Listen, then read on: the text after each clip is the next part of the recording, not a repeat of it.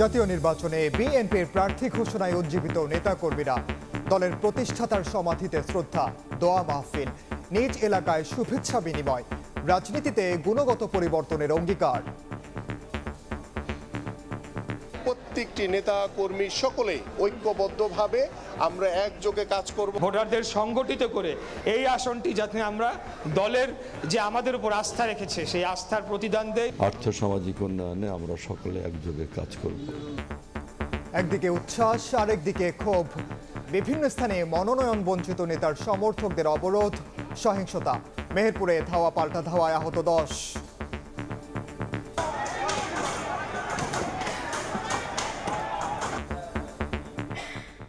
দেখছিলেন প্রধান শিরোনাম। দুপুরের সময় সঙ্গে আছি আমি ওমর ইনান। এবার অন্যান্য শীর্ষ সংবাদ। দুটি দলের উপর ভর করে টিকে আছে সরকার। তাদের ক্ষমতায় আনতে চক্রান্তের অভিযোগ বিএনপি নেতা আব্বাসের। মতের অমিল থাকলেও রাজনীতিতে বিরোধ নেই দাবি জামায়াত আমিরের। জোট করলেও নিজ প্রতীকে ভোটের বিধানে আপত্তি। দলগুলোর মতামত ছাড়া আরপিও সংশোধনী অগ্রহণযোগ্য। অধ্যাদেশ জারির পর সিইসিকে বিপ্লবী ওয়ার্কার্স পার্টি। সনদ ও গণভোটের বল এখন দলগুলোর কোর্টে। রেফারি হবে কে, প্রশ্ন বিশ্লেষকদের। ৮ মাসের অনৈক্য, ৭ দিনের সুরাহা নিয়ে সংশয়। চূড়ান্ত সিদ্ধান্ত নিতে হবে সরকারকেই। ট্রাইব্যুনালে হাজির হননি সাক্ষী, পিছিয়ে গেল জুলাই গণ অভ্যুত্থানের প্রথম শহীদ। এবং নিউ ইয়র্কে মেয়র নির্বাচনে ভোট গ্রহণ আজ। জরিপে অ্যান্ড্রু কুমোর চেয়ে গিয়ে মুসলিম প্রার্থী জোহরান মামদানি। ডেমোক্রেটরা জিতলে তহবিল কমানোর হুমকি ট্রাম্পের।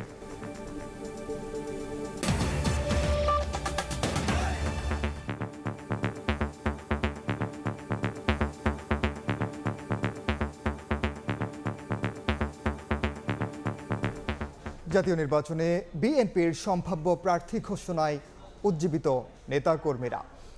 দলের প্রতিষ্ঠাতার সমাধিতে শ্রদ্ধা জানানোর পাশাপাশি নিজ নিজ এলাকায় শুভেচ্ছা বিনিময় করছেন। দলীয় কর্মীরা ঐক্যবদ্ধ থাকলেও বিজয় নিশ্চিত বলে আশাবাদ ব্যক্ত করেন নেতারা। দুটি দলের ওপর ভর করে সরকার টিকে আছে মন্তব্য করে নেতারা অভিযোগ করেন তাদের ক্ষমতায় আনতে চক্রান্ত চলছে। জাতীয় সংসদ নির্বাচন ঘিরে ২৩৭টি সংসদীয় আসনে সম্ভাব্য প্রার্থী তালিকা প্রকাশ করেছে বিএনপি। এরপর থেকেই নেতাকর্মীদের মাঝে শুরু হয় উচ্ছ্বাস। দেশের বিভিন্ন স্থানে সম্ভাব্য প্রার্থীর সমর্থকরা আনন্দে মেতে ওঠেন। নির্বাচনে বিএনপির হয়ে লড়তে সবুজ সংকেত পেয়ে মঙ্গলবার সকাল থেকেই নিজ নিজ আসনে ব্যস্ত সময় পার করেন মনোনয়ন প্রত্যাশীরা। ঢাকা ১৬ আসনের দল মনোনীত সম্ভাব্য প্রার্থী আমিনুল হক বিএনপির প্রতিষ্ঠাতা শহীদ রাষ্ট্রপতি জিয়াউর রহমানের সমাধিতে শ্রদ্ধা নিবেদন করে দোয়া মোনাজাত করেন। পরে তিনি গণমাধ্যমে বলেন, রাজনীতিতে গুণগত পরিবর্তন আনতে চান তারা। আমাদের মাননীয় ভারপ্রাপ্ত চেয়ারম্যান জনাব তারেক রহমান ইতিমধ্যে বলেছেন যে আমরা যাকেই মনোনয়ন দিব তার পক্ষে আমরা প্রত্যেকটি নেতা কর্মী সকলে ঐক্যবদ্ধভাবে আমরা একযোগে কাজ করব।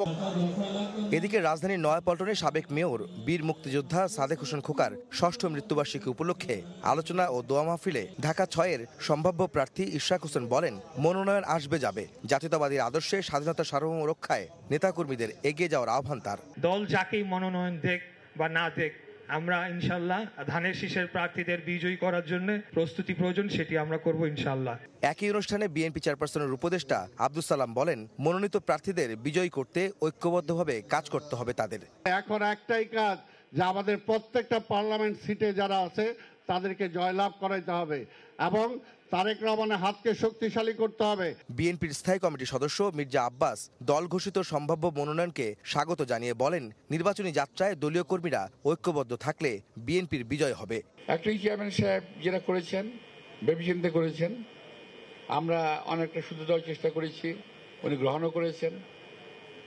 তো এখন একই জায়গায় তো অনেক ভালো ভালো প্রার্থী থাকতেই পারে। বিশাল একটা যাত্রার নির্বাচনী পথে আমরা রওনা হয়েছি, সেখানে আমাদেরকে জয়লাভ করতে হবে। সেটাকে মাথায় রেখে আমরা সবাই একযোগে কাজ করব।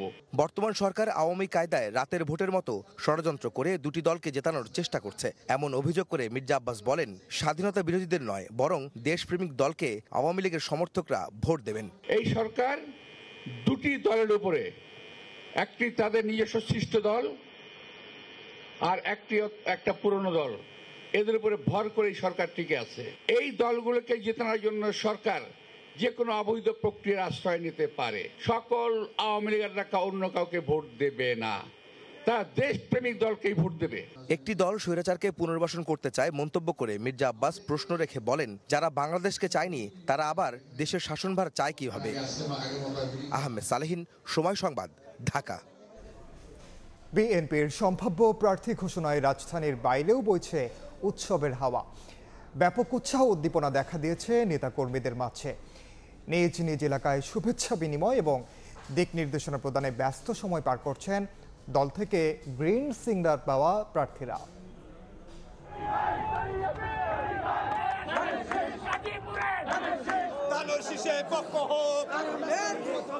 দল থেকে সবুজ সংকেত পেয়ে উজ্জীবিত বিএনপির সম্ভাব্য প্রার্থীরা। জেলায় জেলায় বইছে উৎসবের হাওয়া। মঙ্গলবার সকালে চট্টগ্রাম সাতক্ষীরায় বিএনপি প্রার্থীদের বাসভবনের সামনে ভিড় করেন নেতাকর্মী ও সমর্থকরা। ফুল দিয়ে শুভেচ্ছা জানানোর পাশাপাশি একে অপরের সঙ্গে কুশলাদি বিনিময় করেন। প্রার্থিতা পেয়ে যশোর, রাজবাড়ী ও সিলেটে মাজার জিয়ারত এবং বিশেষ দোয়া করেন বিএনপি নেতারা। ভেদাভেদ ভুলে ঐক্যবদ্ধ থাকলে বিজয় সুনিশ্চিত বলে মনে করেন তারা। যশোরের যে 6টি আসনে মনোনয়ন দান করেছেন, আমরা মনে করি এতে তৃণমূলের আশা আকাঙ্ক্ষার সাথে প্রতিফলন ঘটেছে। যারা নমিনেশন পেয়েছে এবং যারা নমিনেশনের জন্য দাবি করেছিলেন তারা যদি একত্রিতভাবে মাঠে নামেন তাহলে এই 5টা আসন আমাদের পাওয়া সহজ। যাদের এলাকায় সামাজিক ভিত্তি আছে, সাধারণ মানুষের সাথে যাদের সম্পর্ক রয়েছে, এমন প্রার্থীদেরকেই দল মনোনয়ন করেছে। এই প্রার্থীদেরকে পেয়ে আমরা জাতীয়তাবাদী দলের কর্মীরা অত্যন্ত আনন্দিত এবং খুশি। সোমবার চট্টগ্রামের 16টি আসনের মধ্যে 10 সম্ভাব্য প্রার্থীর নাম ঘোষণা করে বিএনপি। অন্যদিকে যশোরের 6টি আসনের 5টিতে প্রার্থী ঘোষণা করা হয়েছে। নতুন মুখ হিসেবে প্রার্থী তালিকায় জায়গা করে নিয়েছেন ছাত্রদলের সাবেক সভাপতি কাজী রওনকুল ইসলাম শ্রাবণ। এছাড়া রাজবাড়ী 1, সিলেট 2, সাতক্ষীরা 1 এবং গাজীপুরে 6টির মধ্যে 4টি আসনে প্রার্থী ঘোষণা করায় এলাকায় এখন নির্বাচনী আমেজ। ফাহরিয়া ফারজানা, সময় সংবাদ।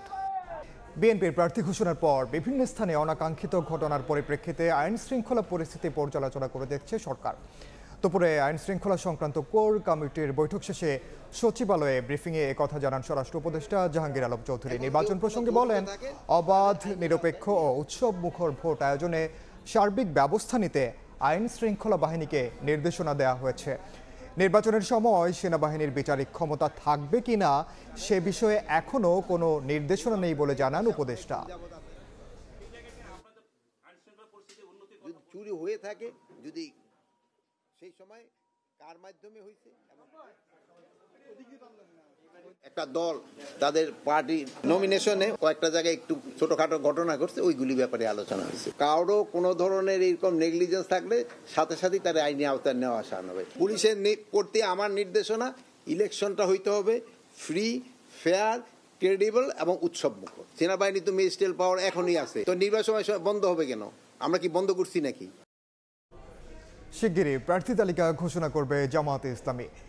বিদেশ সফর শেষে দেশে ফিরে দলটির আমির জানান, এককভাবে নয়, আরও অনেককে নিয়ে নির্বাচন করবেন তারা। এ সময় জুলাই সনদ বাস্তবায়নের সুপারিশ নিয়ে রাজনৈতিক সংকট প্রসঙ্গে বলেন, ফ্যাসিবাদ মুক্ত রাজনীতিতে মতের অমিল থাকলেও বিরোধ নেই। পিআর, গণভোট ও জুলাই জাতীয় সনদের আইনি ভিত্তি সহ নানা ইস্যুতে বিতর্ক চললেও স্পষ্ট হয়ে উঠেছে দলগুলোর নির্বাচনী প্রস্তুতি। এরই মধ্যে সামনে এসেছে প্রার্থী চূড়ান্ত করার বিষয়টি। সোমবার বিএনপির প্রাথমিক প্রার্থী তালিকা ঘোষণার পর আলোচনায় জামাতের প্রার্থিতা। এর মধ্যে মঙ্গলবার ভোরে দেশে ফিরে বিমানবন্দরে জামাত ইসলামের আমির ডক্টর শফিকুর রহমান জানালেন, সময় মতো চূড়ান্ত প্রার্থী তালিকা প্রকাশ করা হবে। তবে একা নির্বাচন করবে না জামাত, দেশ জাতির স্বার্থে ধারণ করবে আরও অনেককে। যেহেতু আমরা একা ইলেকশন করব না, আরও অনেককে আমরা ধারণ করব দেশ এবং জাতির স্বার্থে। সব দিক বিবেচনা করেই চূড়ান্তভাবে যথাসময় ইনশাআল্লাহ আমরা প্রার্থী ঘোষণা করব। বিভিন্ন দলের মধ্যে মতভিন্নতা থাকলেও তা মতবিরোধ নয় বলেও মন্তব্য করেন জামাত আমির। আমাদের মধ্যে মতানৈক্য হোক, তবে দোয়া করেন মতবিরোধ যেন না হয়। মতের ভিন্নতা থাকবে, এটাই গণতন্ত্রের সৌন্দর্য। সব দল তো এক দল নয়, সবগুলা দল ভিন্ন ভিন্ন, তাদের দৃষ্টিভঙ্গিতেও কিছু পার্থক্য থাকবে, এটাই স্বাভাবিক। 19 অক্টোবর ওমরা পালনে সৌদি আরবে যান জামাত আমির। পরে যুক্তরাষ্ট্র ও যুক্তরাজ্য সফর করেন তিনি। উম্মে হানি, সময় সংবাদ, ঢাকা। নিবন্ধিত দল জোট করলেও নিজ দলের প্রতীকে ভোট করার বিধান রেখেই আরপিও সংশোধন করে অধ্যাদেশ জারি করেছে সরকার। রাজনৈতিক দলগুলোর সঙ্গে আলোচনা না করে এই সিদ্ধান্ত নেওয়ায় ক্ষোভ ও আপত্তি জানিয়েছে বিপ্লবী ওয়ার্কার্স পার্টি। ইসিকে দেয়া চিঠিতে দলটির সাধারণ সম্পাদক আরও জানান, জামানতের টাকা ও নির্বাচনী ব্যয় বাড়ানোয় আগামী সংসদ কালো টাকার মালিক ও বিত্তবানদের ক্লাবে পরিণত হবে। গণপ্রতিনিধিত্ব আদেশ বা আরপিওর খসড়ার বেশিরভাগ বিষয়ে রাজনৈতিক দলগুলো একমত হলেও বাগড়া বাঁধে জোট করলেও নিজ প্রতীকে ভোট করার বিধানে পাল্টাপাল্টি অবস্থান নেয় দলগুলো। আরপিও সংশোধন করতে ইসিতে চিঠিও দেয় বিএনপি। এমন অবস্থার মধ্যেই মঙ্গলবার আরপিও জারি করে আইন মন্ত্রণালয়। আদালত ঘোষিত ফেরারি আসামি ভোট করতে পারবে না, জোটে করলেও ভোট করতে হবে নিজ প্রতীকে। আইনশৃঙ্খলা বাহিনীর সংজ্ঞায় সশস্ত্র বাহিনীকে যুক্ত না ভোট ফিরেছে একক প্রার্থীর আসনে 25,000 টাকার পরিবর্তে জামানত 50,000 টাকা।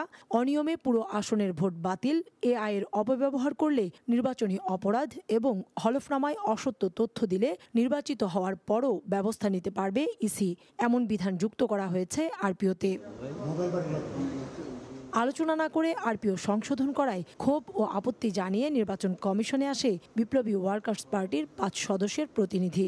বৈঠক করেন প্রধান নির্বাচন কমিশনার এএমএম নাসির উদ্দিনের সঙ্গে। পরে গণমাধ্যমের সঙ্গে কথা বলেন দলের সাধারণ সম্পাদক। আমরা এটাকে আমাদের তীব্র অসন্তোষ জানাই, আমরা আমাদের ক্ষোভ জানাই এবং আপত্তি আমরা তার কাছে জানিয়েছি। কারণ রাজনৈতিক দলগুলোর সঙ্গে আলাপ আলোচনা না করে আরপিওর বা গণপ্রতিনিধিত্ব আদেশটা চূড়ান্ত করাটা আমরা মনে করি এটা কোনো বিবেচনাসম্মত কোনো কাজ হয়নি। প্রার্থীদের জামানতের টাকা ও নির্বাচনী ব্যয় বাড়ানো অযৌক্তিক দাবি করে এতে আগামী সংসদ কালো টাকার মালিক ও বিত্তবানদের ক্লাবে পরিণত হবার সম্ভাবনা আছে বলেও মন্তব্য করেন সাইফুল হক। নির্বাচনে কালো টাকা, অবৈধ অর্থ, বিত্তবানরা এবং নানা মাফিয়া গোষ্ঠী নানা দলের ছদ্মাবরণে তারা যদি ঢুকে পড়ে এবং তারা যদি কোনো না কোনোভাবে যদি এভাবে একটা টাকার খেলা যদি নির্বাচনকে পর্যবেসিত করেন, তাহলে আশঙ্কা আছে আগামী জাতীয় সংসদও কিন্তু এক ধরনের বিত্তবান এবং টাকাওয়ালা এবং কালো টাকার মালিকদের কিন্তু ক্লাবে পর্যবেসিত হওয়ার। বলেন, নির্বাচন কমিশনের এবার সবচেয়ে বড় চ্যালেঞ্জ হলো সাংবিধানিক প্রতিষ্ঠান হিসেবে নিজেদের ভুলণ্ঠিত মর্যাদা পুনরুদ্ধার করা। যথেষ্ট পরিচিতি। কাউসার চৌধুরী কুমু, সময় সংবাদ, ঢাকা। দীর্ঘ 8 মাসের আলোচনায়ও যেখানে দলগুলোকে এক জায়গায় আনা যায়নি, সেখানে মধ্যস্থতাবিহীন উদ্যোগে মাত্র 7 দিনে কিভাবে বিরোধ নিষ্পত্তি হবে তা নিয়ে সংশয়ে বিশ্লেষকরা। তাদের মতে দলগুলোর কোর্টে বল ঠেলে দেয়া হলেও বিতর্ক নিষ্পত্তির জন্য শেষ পর্যন্ত সিদ্ধান্ত নিতে হবে সরকারকে।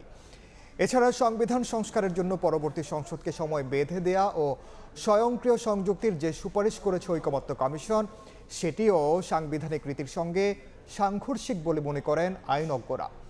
ফারুক ভূঁইয়া রবিনের রিপোর্ট। জুলাই সনদ বাস্তবায়ন পদ্ধতি আর গণভোট প্রশ্নে রাজনৈতিক দলগুলোর বিপরীতমুখী অবস্থানের মধ্যে সবার নজর ছিল উপদেষ্টা পরিষদের সোমবারের বৈঠকের দিকে। অনেকেরই জল্পনা ছিল এসব ইস্যুতে আসতে পারে সরকারের সুনির্দিষ্ট কোনো সিদ্ধান্ত, কিন্তু শেষ পর্যন্ত বিরোধের কোনো মীমাংসা না করে উল্টো রাজনৈতিক দলগুলোর কোর্টেই বল ঠেলে দিল অন্তর্বর্তী সরকার, আর তার জন্য সময় বেঁধে দেওয়া হয় 1 সপ্তাহ। ওনারা যদি ঐক্যবদ্ধ নির্দেশনা না দিতে পারেন, অবশ্যই সরকারের মতো সিদ্ধান্ত নেবে। সংস্কার প্রশ্নে বিগত দিনের আলোচনায় ঐকমত্য কমিশন গঠন করা হলেও এবার আর মধ্যস্থতাকারীর ভূমিকায় নেই কেউ। সরকারও কোনো উদ্যোগ নিতে নারাজ, বরং দলগুলোকে নিজেদের মধ্যে আলোচনা করে সমাধান খোঁজার তাগিদ দেওয়া হয়েছে। এ ধরনের পদক্ষেপকে সরকারের দায় এড়ানোর কৌশল হিসেবে দেখছেন বিশ্লেষকরা। তাদের মতে, যেখানে 8 মাসের আলোচনায়ও এক জায়গায় আনা যায়নি দলগুলোকে, সেখানে রেফারিবিহীন উদ্যোগে মাত্র 7 দিনে আদৌ বিরোধ নিষ্পত্তি সম্ভব কিনা তা নিয়ে যথেষ্ট সংশয় রয়েছে। 8-9 মাসে কোনো সমঝোতা হয় নাই আর 7 দিনের মধ্যে সমঝোতা হয়ে যাবে, এটা আমার মনে হয় সরকারের একটা অবাস্তব প্রত্যাশা। এখন তো ঐকমত্য কমিশন নাই, মধ্যস্থতাকারী নাই। এখন রাজনৈতিক দলগুলি একসাথে আমার মনে হয় না যে আদৌ বসবে বলে, বা হয়তো একটা লোক দেখানো বসাকাল মধ্যস্থতাকারী না থাকলে কোথায় গিয়ে তারা বসবে। প্রত্যেকে তার দলীয় পজিশন থেকে চিন্তা করছেন, দলীয় স্বার্থ। সুতরাং যে পয়েন্টে তার দলীয় স্বার্থ ক্ষতি হবে এই পয়েন্টে তারা এগ্রি করবে না। আলটিমেটলি তাদেরকে এই শেষ সুযোগটা দিয়ে ফাইনালি গভর্নমেন্টকে এই ডিসিশন নিতে হবে। দলীয় পজিশনকে কেউ গিভ আপ করতে পারবে না এই স্টেজে এসে। বিশ্লেষকরা মনে করেন দলগুলোর পরস্পর বিরোধী অবস্থানের পাশাপাশি কমিশনের কিছু সুপারিশও জট পাকিয়েছে। বিশেষ করে সার্বভৌম সংসদকে 270 দিন সময় বেঁধে দেয়া, নতুবা সংবিধানে স্বয়ংক্রিয় সনদ সংযুক্তির যে সুপারিশ করা হয়েছে তা সাংবিধানিক রীতির সঙ্গে সাংঘর্ষিক বলে মনে করেন আইনজ্ঞরা। এটা খুবই অবাস্তব। আপনি সংসদকে কখনো হাত পা বেঁধে দিতে পারেন না, বা বর্তমান সংসদ ভবিষ্যতের সংসদকে হাত পা বেঁধে দিতে পারবে। এখন হচ্ছে যে ওরা 270 দিন আলোচনা করবেন, আলোচনার ফলে ফলাফলটা তো বলে দিচ্ছেন যে পাস ধরে নেওয়া হবে, তাই 270 দিন আলোচনার অর্থ কি? এছাড়া প্রধান উপদেষ্টার মাধ্যমে সনদ বাস্তবায়ন আদেশ জারির দাবিরও আইনগত ভিত্তি নেই বলে মনে করেন এই সংবিধান বিশেষজ্ঞ। গত 100 বছরের দুনিয়াতে কোথাও হয় নাই। নির্বাহী আদেশ আর আইন সম্পূর্ণ আলাদা। ফারুক ভিয়া, রবিন, সময় সংবাদ, ঢাকা। তৃতীয়বারের মতো পেছালো জুলাই অভ্যুত্থানে প্রথম শহীদ আবু সাইদ হত্যা মামলার সাক্ষ্য গ্রহণ। সাক্ষী হাজির করতে না পারায় পরবর্তী তারিখ ধার্য করা হয়েছে 10 নভেম্বর। বিষয়টি প্রসিকিউশনের উদাসীনতা ও ব্যর্থতা হিসেবে দেখছেন আসামি পক্ষের আইনজীবীরা, যদিও এ বিষয়ে মন্তব্য করতে রাজি হয়নি প্রসিকিউশনের কেউ। এদিন রামপুরায় হত্যা মামলায় ৪র্থ দিনের সাক্ষ্য ও জেরা অনুষ্ঠিত হয়। জুলাই আগস্টের প্রথম শহীদ আবু সাইদ হত্যা মামলার 12তম সাক্ষীর সাক্ষ্য গ্রহণের দিন ধার্য ছিল মঙ্গলবার। সে প্রেক্ষিতে হাজির করা হয় মামলায় গ্রেফতার 6 আসামিকে। উপস্থিত হন আসামি পক্ষ ও ট্রাইব্যুনাল নিযুক্ত আইনজীবীরা। বিপত্তি বাধে সাক্ষী হাজির না হওয়ায় পরে সময় চেয়ে আবেদন করে প্রসিকিউশন। শুধু এদিনই নয়, এর আগেও অন্তত 2 বার সাক্ষী হাজির করতে পারেনি প্রসিকিউশন। এতে ক্ষোভ প্রকাশ করেন ট্রাইব্যুনাল। বারবার সাক্ষী হাজির করতে ব্যর্থ হওয়ায় ক্ষোভ প্রকাশ করেন আসামি পক্ষের আইনজীবীরাও। গত 3টি ধার্য তারিখে প্রসিকিউশন পক্ষে সময়ের আবেদন দিয়েছেন সাক্ষী উপস্থাপনের জন্য। যদিও সেই আইন অনুসারে আমরা কপি পাইনি, তারপরও আমরা দেখলাম যে সাক্ষী উপস্থিত হয়নি। তারা বিষয়টিকে প্রসিকিউশনের ব্যর্থতা ও উদাসীনতা হিসেবে দেখছেন। আমরা সেই সময়ের আবেদন সরাসরি না পেলেও এবং কারণ জানতে না পাইলেও ইহা প্রতীয়মান হয় যে প্রসিকিউশনের ব্যর্থতার কারণে এই সাক্ষী উপস্থাপিত হয়নি আদালতে। যদিও এ বিষয়ে কোনো মন্তব্য করতে চাননি প্রসিকিউশনের কেউই। এদিন ট্রাইব্যুনাল 1-এ রামপুরায় কার্নিশে ঝুলে থাকা এক যুবককে গুলি ও 2 জনকে হত্যা মামলায় 4র্থ দিনের সাক্ষ্য জেরা অনুষ্ঠিত হয়। দিন মোহাম্মদ সাব্বির, সময় সংবাদ, ঢাকা। তত্ত্বাবধায়ক সরকার ব্যবস্থা ফিরলেও 14দশ সংসদ নির্বাচন থেকে কার্যকরের আবেদন করেছেন বিএনপি মহাসচিবের আইনজীবী জয়নুল আবেদিন। তিনি বলেন, তত্ত্বাবধায়ক সরকার বাতিল করে দেয়া রায়ে প্রতারণা করা হয়েছে। দেশি বিদেশি যে কোনো আদালতে তা বাতিল হয়ে যাবে। এর আগে সকালে প্রধান বিচারপতি ডক্টর সৈয়দ রেফাত আহমেদের নেতৃত্বাধীন 7 বিচারপতির বেঞ্চে 7ম দিনের আপিল শুনানি শুরু হয়। চলে দুপুর 1:20 পর্যন্ত। পরে শুনানি বুধবার পর্যন্ত মুলতবি করেন আপিল বিভাগ। গত 27 আগস্ট তত্ত্বাবধায়ক সরকার ব্যবস্থা বাতিলের রায় পুনর্বিবেচনা চেয়ে করা আবেদন মঞ্জুর করেন সর্বোচ্চ আদালত। দেয়া হয় আপিলের অনুমতি। 2011 সালে সংখ্যাগরিষ্ঠ মতামতের ভিত্তিতে তত্ত্বাবধায়ক সরকার বাতিল করে রায় দেন সাবেক প্রধান বিচারপতি ABM খায়রুল হকের আপিল বিভাগ। আপিল বিভাগ এই জাজমেন্টটি রিভিউ করার এখতিয়ার রাখে। আপনারা এই জাজমেন্টটি রিভিউ করতে আইনগত কোনো বাধা নাই। এই রায়ের মাধ্যমে বিচারপতি ABM খায়রুল হক আমাদের বিচার প্রক্রিয়া বিচারাঙ্গনের প্রতি প্রতারণা করেননি। আমি শব্দটা বলেছি fraud, not only fraud upon the court but also fraud upon the nation. অর্থাৎ পুরা জাতির পরে প্রতারণা, কারণ উনি জাতির পরে বলেছেন যে তত্ত্বাবধায়ক সরকার ব্যবস্থা জাতির উপর চাপিয়ে দেওয়া হয়েছে। গত 14 বছরে বাংলাদেশের জলবায়ু ঝুঁকি মোকাবিলায় মোট বরাদ্দের 54% অর্থ দুর্নীতি হয়েছে। টাকার অঙ্কে যার পরিমাণ 2110 কোটি টাকারও বেশি। এমন তথ্য জানিয়ে ট্রান্সপারেন্সি ইন্টারন্যাশনাল বাংলাদেশ বলছে, প্রকল্প অনুমোদনে ঘুষ ও অবৈধ লেনদেন বাস্তবায়নে অর্থ আত্মসাৎ করে এসব অর্থ বাগিয়ে নিয়েছে বিগত আওয়ামী সরকার সংশ্লিষ্টরা।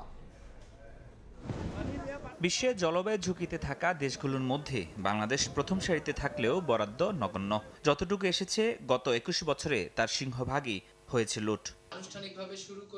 মঙ্গলবার প্রকাশিত বাংলাদেশের জলবায়ু অর্থায়নে সুশাসনের চ্যালেঞ্জ শীর্ষক গবেষণা প্রতিবেদনে ট্রান্সপারেন্সি ইন্টারন্যাশনাল বাংলাদেশ টিআইবি বলছে 2010 থেকে 2024 সাল পর্যন্ত জাতীয় জলবায়ু তহবিলের 2110 কোটি টাকা দুর্নীতি হয়েছে, যা মোট অর্থের 54%-এরও বেশি। প্রয়োজনের সাথে তুলনায় অর্থায়নের গ্যাপ কিন্তু বিশাল।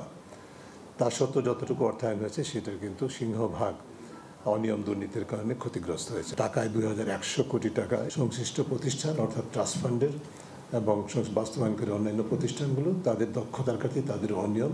আওয়ামী সরকারের আমলে প্রকল্প অনুমোদন ও বাস্তবায়নে রাজনৈতিক এবং ব্যবসায়িক স্বার্থকে প্রাধান্য দেওয়া হয়েছে। অর্থ আত্মসাতের উদ্দেশ্যে প্রভাব খাটিয়ে দায়িত্বপ্রাপ্তরা কম গুরুত্বপূর্ণ ও নিজ এলাকায় প্রকল্প অনুমোদন করেছেন। যারা ক্ষতিগ্রস্ত, যারা বিপদাপন্ন, তারা তো পায়নি অর্থ, বরং এক শ্রেণীর স্বার্থান্বেষী মহল, রাজনৈতিকভাবে প্রভাবশালী মহল সেই অর্থ আত্মসাৎ করেছে, বাস্তবে লুটপাট করেছে। গবেষণায় জলবায়ু পরিবর্তন বিষয়ক পরিকল্পনা হালনাগাদ, অর্থ লুপাটে জড়িতদের আইনের আওতায় আনার পাশাপাশি 9টি সুপারিশ করেছে টিআইবি। অনিয়ম দুর্নীতি হয়েছে সেটার সাথে যারা জড়িত। ফরহাদুর রহমান, সময় সংবাদ, ঢাকা। 582 কোটি টাকার সরকারি সার আত্মসাতের মামলায় সাবেক এমপি কামরুল আশরাফ খান পটন সহ 4 জনের বিরুদ্ধে চার্জশিটের অনুমোদন দিয়েছে দুদক। পটন ছাড়া মামলার অন্য আসামিরা হলেন শাহাদত হোসেন, সোহরাব হোসেন ও আতাউর রহমান। 2021-22 সালে মধ্যপ্রাচ্য থেকে ইউরিয়া আমদানি করে 13টি পরিবহন প্রতিষ্ঠানের মাধ্যমে গুদামে পাঠানো হয়। এর মধ্যে পটনের প্রতিষ্ঠান 7টি চুক্তি পায়। চুক্তি অনুযায়ী 2,15,377 টন সার বিসিআইসির গুদামে পৌঁছানোর কথা ছিল। তারা সরবরাহ করে 1,43,576 টন। বাকি 71,801 টন সার আত্মসাৎ করে, যার বাজার মূল্য প্রায় 582 কোটি টাকা। চলতি বছরের শেষে শরিয়া ভিত্তিক 5 ব্যাংক একীভূতকরণের দৃশ্যমান বাস্তবায়ন দেখতে পাবেন আমানতকারীরা, এমন আশাবাদ জানিয়েছে বাংলাদেশ ব্যাংক। সে লক্ষ্যে সরকারের তহবিল প্রাপ্তি সাপেক্ষে 5 ব্যাংকের প্রশাসক ব্যাংকগুলোর দায়িত্ব নেবেন। তবে ব্যাংক পরিচালনায় কারা থাকবেন তা ঠিক করবে সরকার। 5 শরিয়া ভিত্তিক ব্যাংক মার্জারে গত 6 মাসে সরকারের পক্ষ থেকে অর্থ বরাদ্দ, ক্যাবিনেটে অনুমোদন ও প্রশাসক নিয়োগ হয়েছে নিরবিচ্ছিন্ন গতিতে। নতুন রেজুলেশনে মার্জার কতটা টেকসই হবে সেটি নিয়ে ওঠে প্রশ্ন। আইনি ভিত্তি নিয়ে প্রশ্ন ওঠে আদালতেও। তবে শেষ পর্যন্ত আমানতকারীদের স্বার্থ রক্ষাকে প্রাধান্যে রেখে চলতি বছরের শেষে নতুন ও দেশের সবচেয়ে বড় ব্যাংকের আত্মপ্রকাশ দৃশ্যমান হবে বলে জানিয়েছে বাংলাদেশ ব্যাংক। একই সঙ্গে নতুন ব্যাংকের নাম ঘোষণা ও বরাদ্দকৃত অর্থ জমা পেলে নিয়োগপ্রাপ্ত 5 প্রশাসক 5 ব্যাংকের দায়িত্ব নেবেন বলে জানিয়েছে বাংলাদেশ ব্যাংকের মুখপাত্র। তাদের বিজনেস মডেলিটি কি হবে?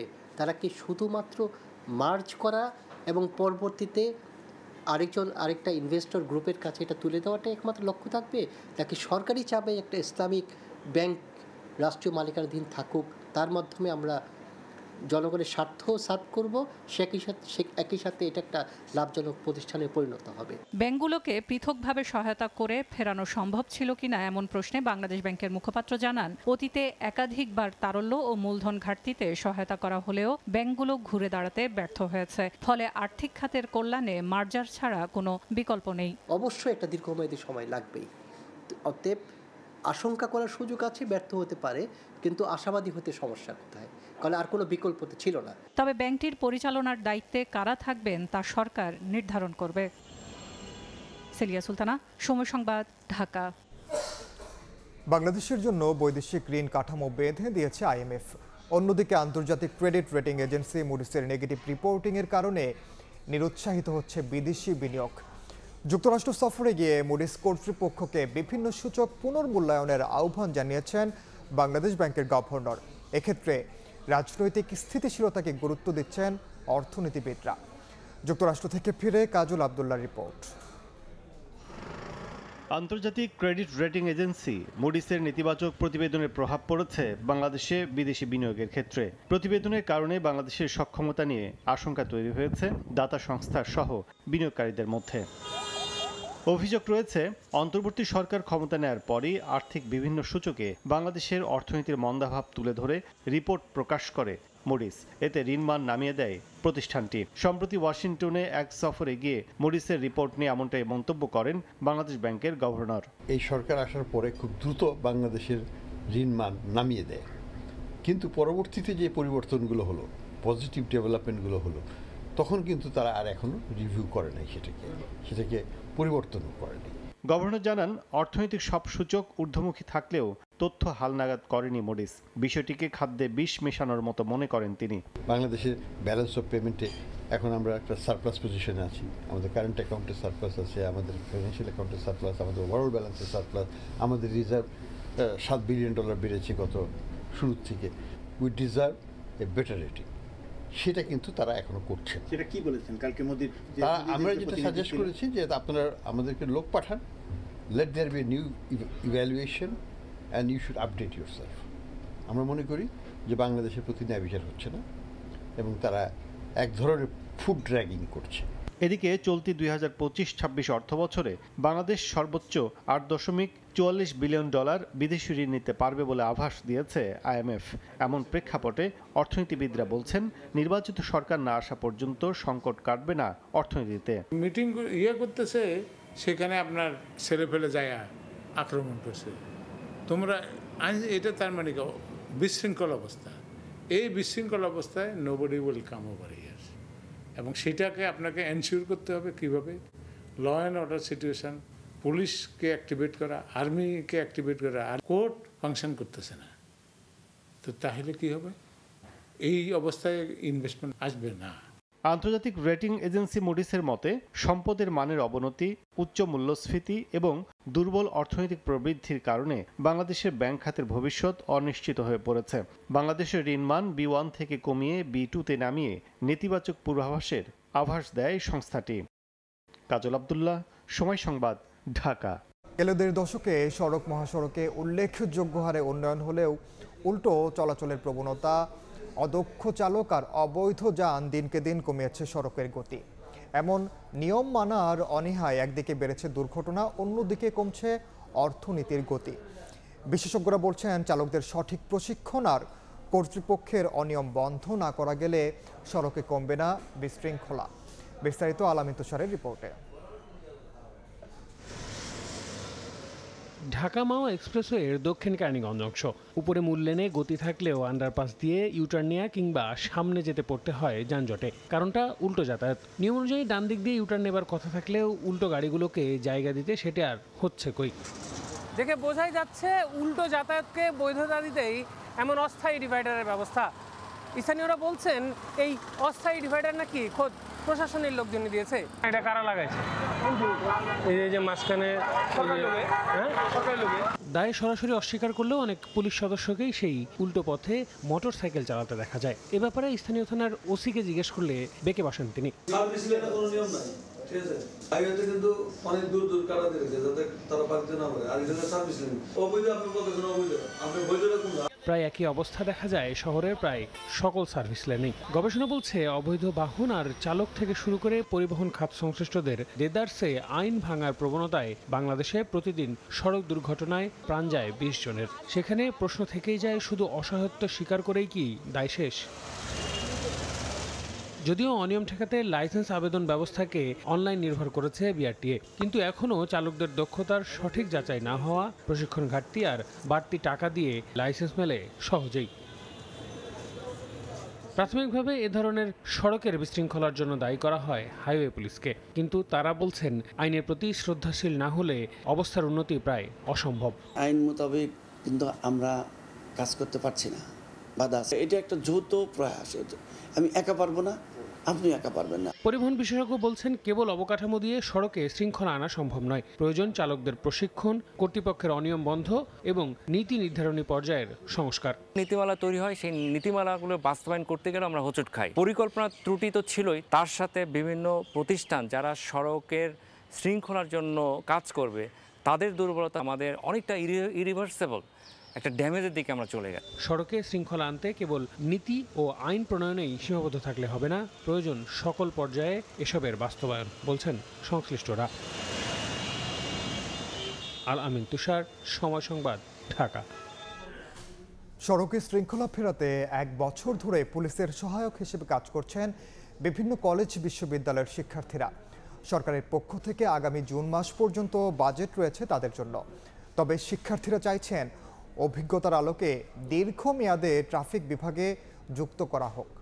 নয়ন আহমেদের ছবিতে নাইম হাসানের প্রতিবেদন।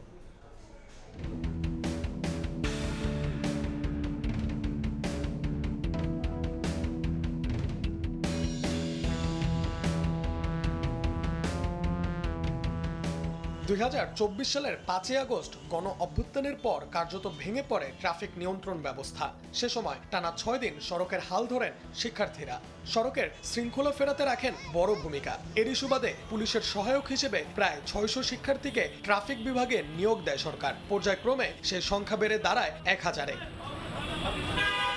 প্রতিদিন 4 ঘন্টা দায়িত্ব পালনের জন্য প্রত্যেক শিক্ষার্থীকে সম্মানী দেওয়া হচ্ছে 504 টাকা। তারা বলছেন এই সম্মানীতে একদিকে যেমন আর্থিকভাবে লাভবান হচ্ছেন, অন্যদিকে ক্যারিয়ারে যুক্ত হচ্ছে নতুন অভিজ্ঞতা।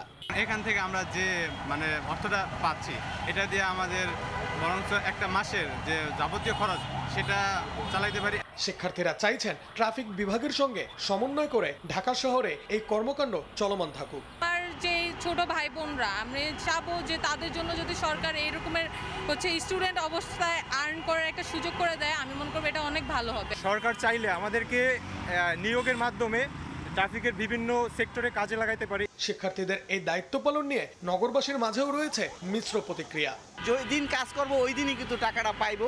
ওনাদের ভবিষ্যৎ বলতে এখানে কোনো কিছু নাই। ওনারা যেহেতু স্টুডেন্ট পাশাপাশি কাজ করতেছে, এটা একটা জাস্ট ওনাদের একটা পার্ট টাইম জব। যে রাস্তায় অটোওয়ালারা জ্যামজট লাগায় রাখে, তো ওরা একটু বাইরে বাইরে সরারে একটু জ্যামজট হালকা রানিং থাকে। ছাত্রদের এই উদ্যোগটা জনগণ কিন্তু মেনে নিয়েছে। একটা ক্রসিংয়ে দেখা গেল যে আমার প্রয়োজন 5 জন, সেখানে 4 জন দিয়ে কভার করতে হচ্ছে, 3 জন দিয়ে কভার করতে হচ্ছে, কম। সেক্ষেত্রে অনেক সময় ওরা আমাদের হেল্প করতেছে। তবে শিক্ষার্থীদের খণ্ডকালীন এই কাজে সন্তুষ্ট ঢাকা মেট্রোপলিটন পুলিশ। এর মেয়াদ জুনের পরেও বাড়বে কিনা সেই সিদ্ধান্ত সরকারের। আমরা এখন পর্যন্ত তাদের কাছ থেকে ভালো সহায়তা পাচ্ছি, সুতরাং আমাদের তো আবেদন থাকবেই। যদি এরকম একটি গ্রুপ যদি আমাদের সঙ্গে ভবিষ্যতে কাজ করে, তাহলে যেহেতু আমাদের জনবলের সংকট রয়েছে, আমরা যদি তাদেরকে সঙ্গে রাখতে পারি, তো আমি নিশ্চিতভাবে বিশ্বাস করি যে এতে নগরবাসী উপকৃত হবে এবং এই সম্পূর্ণ বিষয়টি ভবিষ্যতে সরকারের উপর নির্ভর করবে। ডিএমপির 8 বিভাগে বর্তমানে পুলিশের সহায়ক হিসেবে কাজ করছেন 853 শিক্ষার্থী। প্রতিদিন 2 শিফটে দায়িত্ব পালন করছেন তারা। বিশ্বের বিভিন্ন দেশে শিক্ষার্থীদের জন্য পার্ট টাইমের কাজের সুযোগ থাকলেও বাংলাদেশে এই চিত্র একদমই বিরল। যে কারণে ট্রাফিক নিয়ন্ত্রণের দায়িত্বে থাকা শিক্ষার্থীরা চাইছেন সরকারের এমন উদ্যোগ চলমান থাকুক, ভবিষ্যতে তাদের কাজের আলোকে মূল্যায়ন করা হোক। নাইম হাসান, সময় সংবাদ, ঢাকা। রাজধানীর বেশিরভাগ এলাকায় ভবন নির্মাণে ফ্লোর এরিয়া রেশিও, জনঘনত্ব ও আবাসন ইউনিট বাড়ানোর বিষয়ে সরকারের সিদ্ধান্তের তীব্র সমালোচনা করেছেন নগর পরিকল্পনাবিদরা। সকালে ঢাকা রিপোর্টার্স ইউনিটি মিলনায়তনে নগর পরিকল্পনাবিদ, স্থপতিসহ বিশিষ্টজনরা বলেন, বিশেষজ্ঞ মত না নিয়ে আবাসন ব্যবসায়ীদের চাপে সরকার এই সিদ্ধান্ত নিয়েছে। রাষ্ট্র তো যা ইচ্ছা করতে দেওয়ার জন্য রাষ্ট্র তৈরি হয় না। আপনার প্লট আছে, সেই এলাকার ক্যাপাসিটি অনুযায়ী রাষ্ট্র একটা ক্যাপিং করবে এবং কতটুকু ইউনিট দেবে, এটাই প্ল্যানিং। সেটার জন্য আপনি সেই প্ল্যানিং ঠিক থাকলে আপনি আপনার হাঁটা দূরত্বে খেলার মাঠ পাবেন, আপনি স্কুল পাবেন, কাঁচা বাজার পাবেন, আপনার পড়ার টেবিলে আলো পাবেন, বিপদে আগুন লাগলে ভূমিকম্প হলে বের হওয়ার রাস্তাও পাবেন। এটা রাষ্ট্রের চিন্তা। তো ব্যক্তি চিন্তা এবং রাষ্ট্রের চিন্তার ডিফাইন্ড গাইডলাইন আছে, প্ল্যানিং আছে, এবং এটা একটা মিথ্যে প্রপাগান্ডা। ড্যাপে 3-4 তলা ভবন বানাতে বলছি, ড্যাপে বহুতল ভবন বানানো এনআর ফার দেওয়া আছে। এনআরফার মানে ইচ্ছে মতো আনরেস্ট্রিক্টেড, নন রেস্ট্রিক্টেড ফার, অনেক বহুতল ফর্ম বানাতে পারবেন। ঘূর্ণিঝড় মন্থার প্রভাবে রংপুর বিভাগের 8 জেলার প্রায় 2000 হেক্টর জমির পাকা ও আধা পাকা ধান ব্যাপক ক্ষতিগ্রস্ত হয়েছে। মাত্র কদিন পরেই যে ধান ঘরে তুলতে প্রস্তুত ছিল কৃষক, তা এখন পরিণত হয়েছে দুঃস্বপ্নে। তবে ক্ষতিগ্রস্ত কৃষকদের প্রণোদনার আশ্বাস দিয়েছে কৃষি বিভাগ। তারিকুল ইসলামের ক্যামেরায় আব্দুর রশিদ জীবনের রিপোর্ট। বিস্তীর্ণ এলাকা জুড়ে হেলে পড়ে আছে জমির পাকা ও আধা পাকা ধান। ঘূর্ণিঝড় মন্থার প্রভাবে মাটির সঙ্গে মিশে গেছে কৃষকের স্বপ্ন। টানা 4 দিনের বৃষ্টিতে রংপুর, দিনাজপুর, নীলফামারী সহ বিভাগের 8 জেলার প্রায় 2000 হেক্টর জমির পাকা ও আধা পাকা আমন ধানের ব্যাপক ক্ষতি হয়েছে। অনেক জমির ধান মাটিতে হেলে পড়েছে, কিছু আবার ডুবে গেছে পানির নিচে। এতে দিশেহারা কৃষক। পানি যে পড়ে গেছে ধান গুলে তল তো ভিজি গাইলে গাছ বাড়াইবে, তল পচি যাইবে। সবগুলো ধান পড়ে গেছে, তাতে এবার আবার লস। আমরা প্রতিনিয়ত কিন্তু এই ধান চাল এই ক্ষেতের উপরে আমাদের কিন্তু পেটে নির্ভরশীল। এতে মনে করো কৃষি নিলে কৃষি মনে করো দাম দেওয়া একটা কামলা মূল্য 700 টাকা। যে জায়গায় এখন 10 মণ 12 মণ হইলে হয়, এই জায়গায় এখন 7 মণ 6 মণ ধান হবে, এটা এখন আমাদের এখন লস। তবে ক্ষতির পরিমাণ নির্ধারণ করে কৃষকদের প্রণোদনা দেওয়ার আশ্বাস কৃষি বিভাগের। মাঠ পর্যায়ে আমাদের উপসহকারী কৃষক কর্মকর্তা খুবই তৎপর রয়েছে, যেখানে যেখানে এই সমস্যাগুলো হয়েছে সেখানে উপসহকারীরা যাচ্ছে এবং কৃষকদের পরামর্শ দিচ্ছে। তারা অবশ্যই বিষয়টা প্রতিবার পুনর্বাসন হিসেবে সেটা বিবেচনা করে প্রণোদনা দেওয়া হয়। কৃষি বিভাগের তথ্য মতে টানা বৃষ্টিতে রংপুর অঞ্চলে 1214 হেক্টর ও দিনাজপুর অঞ্চলে 581 হেক্টর সহ মোট 1795 হেক্টর জমির ধান ক্ষতিগ্রস্ত হয়েছে। আব্দুর রশিদ জীবন, সময় সংবাদ, রংপুর। ভারতের আদানি পাওয়ারের সঙ্গে বিদ্যুৎ বিল পরিশোধ নিয়ে সৃষ্ট বিরোধ মেটাতে আন্তর্জাতিক সালিসি প্রক্রিয়ায় যাওয়ার সিদ্ধান্ত নিয়েছে বাংলাদেশ। বার্তা সংস্থা রয়টার্সকে বিষয়টি জানিয়েছেন জ্বালানি উপদেষ্টা ফাউজুল কবির খান। বলেন, ইস্যুটি নিয়ে দুপক্ষের মধ্যে আলোচনা চলছে, সমাধান না হলে প্রয়োজনে সালিসি প্রক্রিয়ায় যাবে ঢাকা। আদানি পাওয়ারও এক বিবৃতিতে একই ধরনের পদক্ষেপের কথা জানিয়েছে। প্রতিষ্ঠানটির মুখপাত্র জানান, কিছু ব্যয়ের হিসাব ও বিল তৈরির পদ্ধতি নিয়ে মত পার্থক্য রয়েছে, তাই দুপক্ষই বিরোধ নিষ্পত্তির প্রক্রিয়া চালু করতে রাজি হয়েছে। ভারতের শিল্পপতি গৌতম আদানি নেতৃত্বাধীন আদানি পাওয়ারের সঙ্গে বাংলাদেশ বিদ্যুৎ উন্নয়ন বোর্ডের বেশ কিছুদিন ধরে বকেয়া বিল নিয়ে মতবিরোধ চলছে। 2017 সালে দুপক্ষের মধ্যে যে বিদ্যুৎ সরবরাহ চুক্তি হয়েছিল, সেই চুক্তির শর্ত নিয়েই এই বিরোধ সৃষ্টি হয়। যুক্তরাষ্ট্রের নিউ ইয়র্ক শহরে মেয়র নির্বাচনে ভোট গ্রহণ আজ। নির্বাচন ঘিরে নিউ ইয়র্ক এখন উৎসবের নগরী। জরিপে একমাত্র মুসলিম প্রার্থী ডেমোক্র্যাট সমর্থিত জোহরান মামদানি এগিয়ে থাকলেও প্রতিদ্বন্দ্বী অ্যান্ড্রু কুমোর সঙ্গে হাড্ডাহাড্ডি লড়াইয়ের আভাস পাওয়া যাচ্ছে। টানটান উত্তেজনার এই নির্বাচনে বাংলাদেশি ভোটাররাও দুই শিবিরে বিভক্ত হয়ে পড়েছেন। যুক্তরাষ্ট্র থেকে হাসানুজ্জামান সাকির রিপোর্ট। মার্কিন প্রেসিডেন্ট ডোনাল্ড ট্রাম্প দ্বিতীয় দফায় ক্ষমতা গ্রহণের পর স্থানীয় সময় মঙ্গলবার যুক্তরাষ্ট্রে প্রথমবারের মতো নির্বাচন অনুষ্ঠিত হচ্ছে। এই নির্বাচন অঙ্গরাজ্যগুলোর আইন প্রণেতা ও স্থানীয় সরকার পর্যায়ের বিভিন্ন পদে ভোট হবে।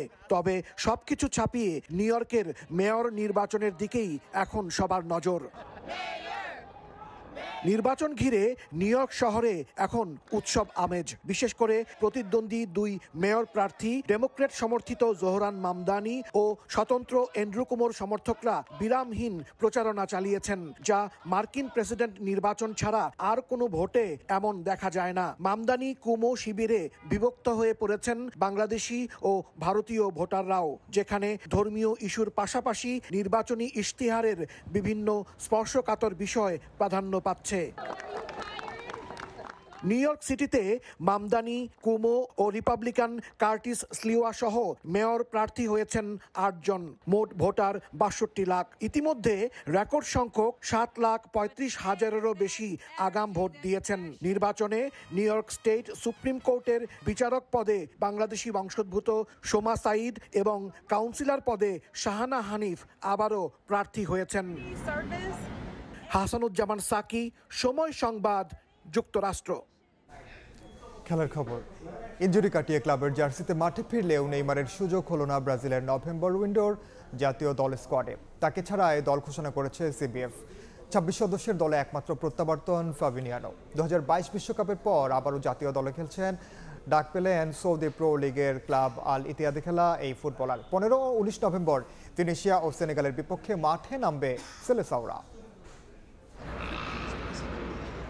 2026 বিশ্বকাপ নিশ্চিত হয়ে গেছে আগেই। মূল পর্বে কেমন ফুটবল খেলবে 5 বারের বিশ্ব চ্যাম্পিয়নরা, সেটারই রিহার্সাল চলছে এখন। কোচ কার্লো আনচেলত্তি দলটাকে গুছিয়ে নিতে পরীক্ষা নিরীক্ষার মধ্য দিয়ে যাচ্ছেন। এবছর নভেম্বর উইন্ডোতে সবশেষ আন্তর্জাতিক প্রীতি ম্যাচ খেলবে ব্রাজিল। সেনেগাল ও তিউনিসিয়ার বিপক্ষে ম্যাচ সামনে রেখে 26 সদস্যের দল ঘোষণা করেছে সেলেসাওরা। আসন্ন বিশ্বকাপে ব্রাজিলের হয়ে খেলবেন নেইমার, সেই আশায় তাকিয়ে ভক্তরা। কিন্তু একটার পর একটা ইনজুরি বাঁধা হয়ে দাঁড়াচ্ছে। তবে ইনজুরি কাটিয়ে ক্লাব সান্তোসের জার্সিতে মাঠে ফিরেছেন নেইমার, কিন্তু জায়গা হয়নি ব্রাজিলের প্রীতি ম্যাচের স্কোয়াডে। এই উইন্ডোর পর আগামী বছর মার্চে আরও একটি উইন্ডো পাবে দল। সেই উইন্ডোতে নেইমারকে জাতীয় দলে দেখা গেলে ধরে নিতে নিতে হবে।